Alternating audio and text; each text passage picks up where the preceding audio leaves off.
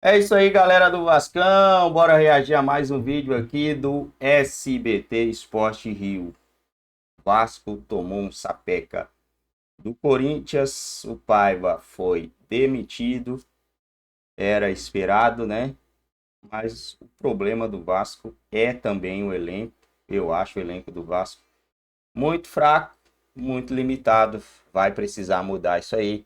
O Vasco precisa vender sua SAF para tentar montar um time mais competitivo para essa temporada de 2025.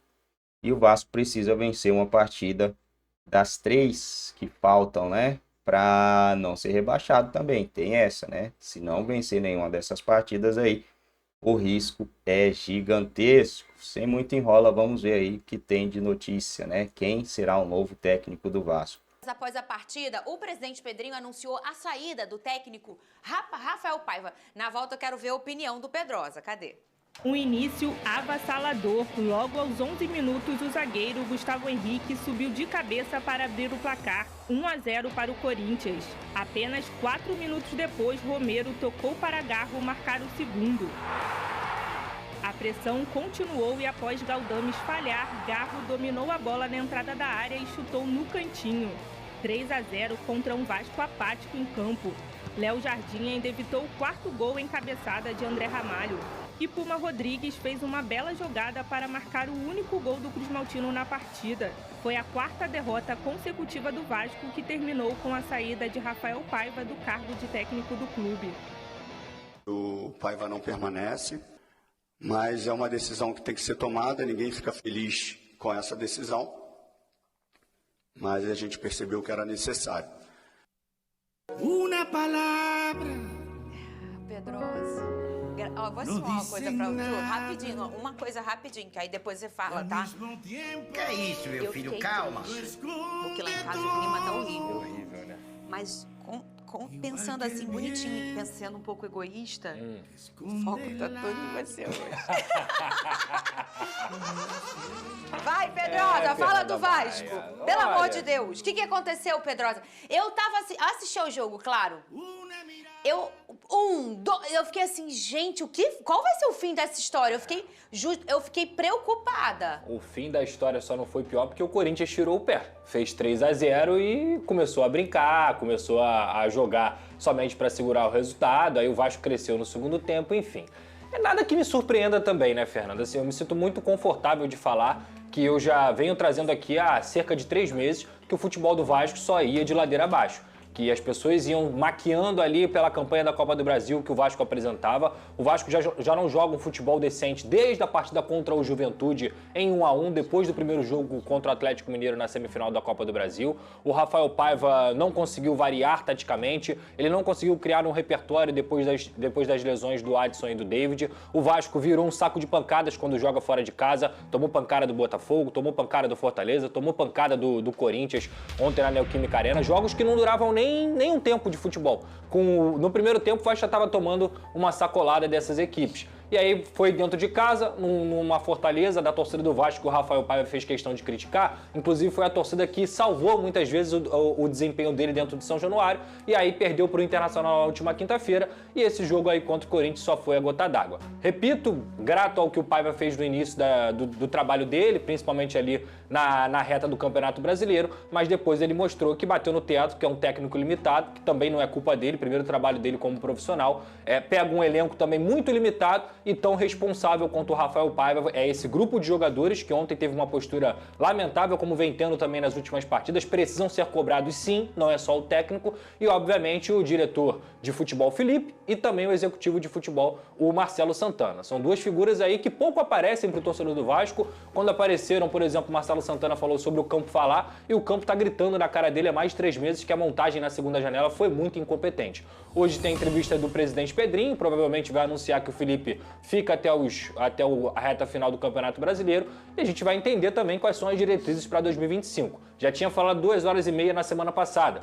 trouxe um pouco mais de confiança para o torcedor. E no final das contas o Vasco acumulou mais 2 derrotas, são 2 vitórias em 14 jogos e fez 43 pontos, parece que está de férias. Então, vamos ver o que o presidente tem para falar de perspectiva, porque o torcedor, para ser muito honesto, não aguenta mais. O ideal é o Vasco fazer mais uns 2 pontinhos aí, né, Vene, pra respirar, assim, no final do ano. Mas se a gente for parar pra pensar, o Vasco, você olha o desempenho do Vasco nos últimos jogos e foi bom que fez uma gordura ali em algum momento, porque o time do Vasco faz últimas apresentações muito ruins.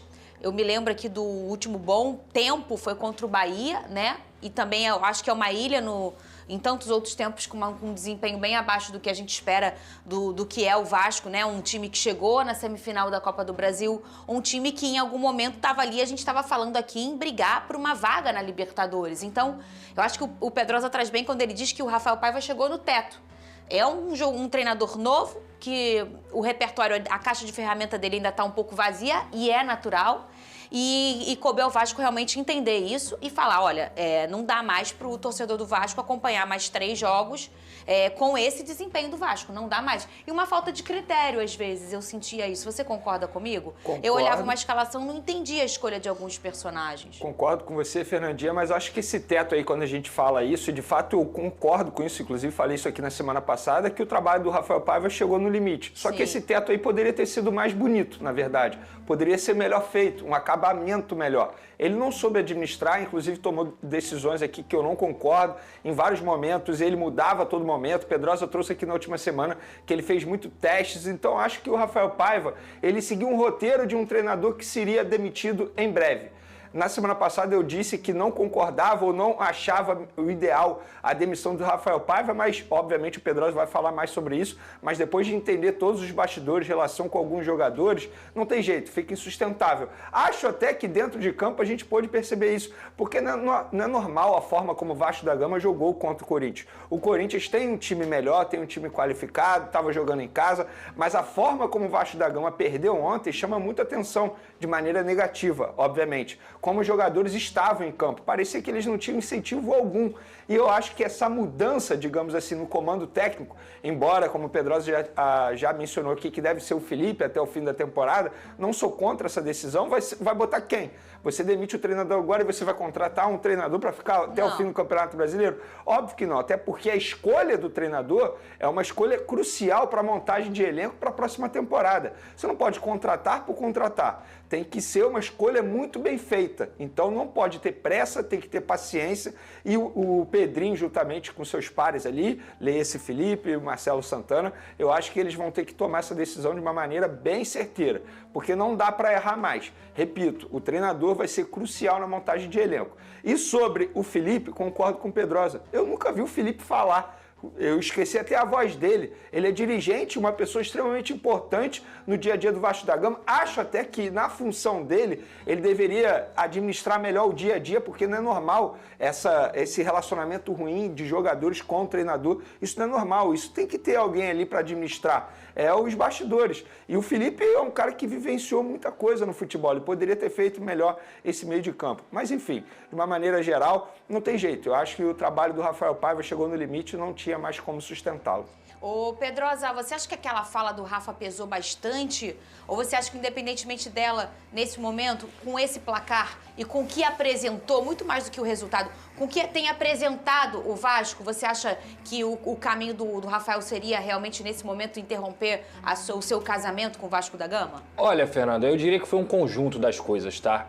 O trabalho do Rafael Paiva apresentava pouquíssimas soluções e variações, perdeu dentro de casa, era saco de pancada fora de casa, mesmo contra adversários mais fortes. Existem equipes que, por exemplo, estão no Z4 que competem mais do que o Vasco da Gama, eu falei isso ontem. O Vasco é o time que menos compete na Série A do Campeonato Brasileiro há meses, tá? Há meses. É porque as pessoas, de alguma forma, tentavam achar algum tipo de defesa por conta dos resultados. E o desempenho, parecia que as pessoas eram cegas. E aí o Vasco da Gama tinha a intenção de manter o Rafael Paiva até o final da temporada, porque muito nisso que vocês falaram aqui, adianta trazer um novo treinador em 3 jogos? Não adianta, o cara não vai mudar nada. Vai ser o Felipe? Tudo bem. Inclusive, que bom que vai ser o Felipe. Sabe por quê? Porque ele tem responsabilidade na montagem do elenco. Porque ele tem responsabilidade, inclusive, no ambiente que está hoje o Vasco da Gama. O Felipe foi trazido para o Vasco da Gama como um cara que melhoraria e traria queria mais Vasco para esse vestiário. E ele conseguiu durante um tempo junto com o Pedrinho, que foi justamente aquela arrancada. Depois que os jogadores racharam o grupo, que os jogadores começaram a ter satisfação com o técnico, jogador grande não gosta de ficar tomando pancada não, Fernando. Jogador grande não gosta de ficar correndo atrás da bola todo jogo não. As pessoas falam assim, o Vasco não corre. O Vasco até corre, só que o Vasco corre rápido, por má organização. E para piorar, ele também é responsável por esse ambiente, ele tem que ir lá e fazer algum tipo de coisa para mostrar para a torcida do Vasco que ele está trabalhando. Agora, eu já dou até aqui um spoiler da minha pergunta. Vou perguntar para o presidente Pedrinho se o Felipe tem alguma condição de continuar para 2025. Porque se ele cogitar essa ideia, ele vai estar completamente errado. Você diz como treinador. Como treinador. Não tem condição nenhuma dele querer manter o Felipe no cargo. Porque assim, se você for pegar o trabalho do Felipe no Bangu e no Tigres também, são trabalhos bem ruins. Ele está aquém do Vasco da Gama como treinador. O Felipe é o maior campeão da história do Vasco. Eu sou um fã do Felipe desde que eu me entendo por gente, desde que eu gosto de futebol. Agora, como profissional do futebol, o trabalho dele está longe de ser competente. Então assim, a minha pergunta é justamente essa. Se é que eles pensam nisso, eles estariam muito errados em achar que o Felipe serve para ser o técnico do Vasco em 2025. Mas será que, você acha que essa é uma pauta hoje? Porque assim, o que a gente pode reparar é que ele vai ser um retoque rápido, né? Sim. Porque faltam 3 jogos, 4 pro Vasco. Três jogos. Faltam 3 jogos E pro 3 Vasco. jogos teoricamente simples, tá? Atlético Goianiense em casa, Atlético Mineiro em casa pós-Libertadores, ou seja, ou de ressaca ou baleado por ter perdido. E o Cuiabá rebaixado. São 2 times rebaixados e um time que está pensando em Libertadores. E a temporada, ela ainda não acabou. Porque se você pensar do Vasco colocando 9 pontos na sacola, a gente está falando de um Vasco que está Dá brigando 52. por... E não é exagero dizer que o Vasco tem condições de vencer os 3 jogos Tem que ainda condições, resta o Campeonato tem Brasileiro. condições. E aí a pergunta é coerente do Pedrosa, por quê? Supondo que o Felipe vença esses 3 jogos à frente do comando técnico. E aí vai começar aquele oba-oba, que a gente sabe que no futebol é assim. Quando ganha, pronto, é o novo Guardiola. Esse era o meu receio, por exemplo, quando chegou o Felipe Luiz ao Flamengo. Isso pode acontecer. Pode, sabe por quê, Vene? Eles vão jogar 5 centavos a mais do que eles jogaram contra o Corinthians, aí eles vão ganhar do Atlético Goianiense e vai parecer que o Paiva era o responsável por todos os problemas. E não era mesmo. O Vasco precisa de uma reformulação no seu elenco, o Vasco precisa se estruturar no CT, o Vasco precisa se estruturar no departamento de scout, trocar o perfil de jogadores nas contratações, os perfis do Vasco são horrorosos há muito tempo e também trazer um técnico que possa participar dessa montagem do elenco. Um técnico moderno que entenda o que o futebol brasileiro pede. Eu não vejo o Felipe sendo esse cara. E tem outro ponto. Isso não é informação, pelo que eu entendo da situação do Felipe. Acho que ele não quer continuar sendo dirigente, diretor de futebol. Ele começou a carreira dele como treinador. Acredito eu que ele ainda tem esse desejo de ser treinador. Então, supondo que pessoalmente o Felipe já encara essa oportunidade como uma boa oportunidade para ele mostrar as credenciais dele e, quem sabe, assumir o comando da equipe vascaína em 2025. Mas eu concordo com o Pedrosa. Eu, não acho que o trabalho do Felipe é horrível, tanto no Bangu quanto no Tigres. Acho até que ele mostrou ali uma certa qualidade diante da matéria-prima que ele tinha, mas não é treinador para assumir uma responsabilidade tão grande. Acho que tem que ser um treinador mais experiente, com todo o respeito ao Felipe. Os números, Vene, para você. 54 partidas como treinador, 14 vitórias, 16 empates e 24 derrotas. É um aproveitamento de 35%. Passagens por Bangu, Confiança e Volta Redonda. Muito bem, tá aí. Você, vascaíno, dê sua opinião. Hashtag... Bom, galera do Vascão, é isso aí, rapaziada. Vamos dar uma olhada aqui nos próximos jogos do Vasco, cara, pra gente ver o que pode acontecer aqui, né? Chances do Vasco. O Vasco pode fazer ainda 9 pontos, né? 9 pontos mais 43 iria a 52.